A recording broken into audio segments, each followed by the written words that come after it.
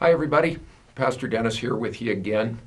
Hope that you had a interesting time learning about Jacob and his 4 wives. It's a really remarkable passage of Scripture. And as we emphasized last week, remember, the reason why this whole episode is in our Bibles is to reaffirm that God's promise that he made to Abraham came through his son Isaac and was passed on to Jacob, that promise was going to be fulfilled no matter what.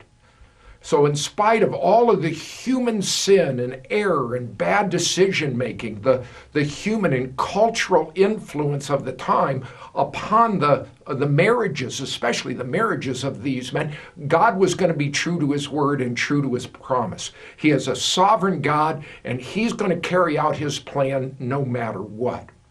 Well, we looked at it from a relational perspective of what we could learn from all of these different relationships that Jacob got himself into. And what I wanted to do during the time together, you have your questions for you to interact about and where your marriage is at and the key elements of the marriage and the enemies of marriage that we highlighted during our time together. I want to take just a minute and give you a little bit of a verbal picture of what I see happening in an awful lot of marriages today. So I'll describe it this way. If you think of a little bit of a chart with a horizontal and a vertical axis to it, on the vertical side, put the word intimacy in your mind. The horizontal axis down below, put the word provision. So on the 2 axes, you've got intimacy issues, closeness issues, relational issues, and below you have provision issues of finances and job and work, etc. What we've seen over time here in our biblical counseling ministry is this. When 2 people get together, they begin dating, there's an excitement about the relationship. Oftentimes, great energy is placed towards intimacy, of growing close to each other on an emotional basis, a spiritual basis, finding those common decision-making values and the obvious thrill of physical contact with someone. All of those emotional and intimacy-related issues really take a high priority when a couple first gets together. But not long after that, especially when people get married, there is this tendency for provision issues to take a much higher priority. And in many traditional families, not in all, but in many traditional families, the intimacy issues between a husband and wife then become replaced, if you will, especially after several years when children arrive on the scene. And the wife's intimacy focus tends to go towards those kids simply by the demands that they make. The husband has greater responsibility on the provision side. And what we see happening is these 2 relationships start moving in different directions here.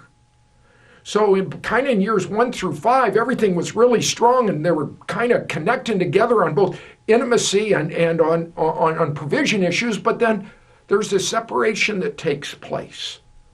And oftentimes it lasts for 15 to 20 years. And during that time, we see most divorces in marriage happening in years 1 and 2, right up front, when people know that they've made a horrible choice. And we also see an awful lot of divorces in years 20 to 25. And here's the reason why. That those forgotten years of years 3 through 18, we're moving in 2 different directions, one towards intimacy and one towards provision. And then something really funny happens.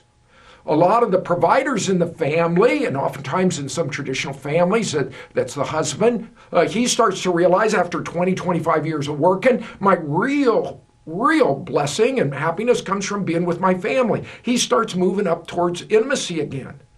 And a wife who has had privilege of raising kids, she starts to think, well, I'd love to have some adult conversation. And I can contribute and I can earn because of who I am and the skills that I have. And oftentimes she starts to move down now towards provision issues. And oftentimes these couples just pass going in two different directions. And years 25 to 30, oftentimes people split up because there's no reason to stay together anymore. And what I want to do is if you can imagine this design in your head, those in-between years are often the forgotten years. And I'd like for you to take some time in your group together to talk about how close you feel towards each other now. When have been the good things? When have been the bad times that have happened between you? The transparency that this small group gives you, I hope you'll take advantage of.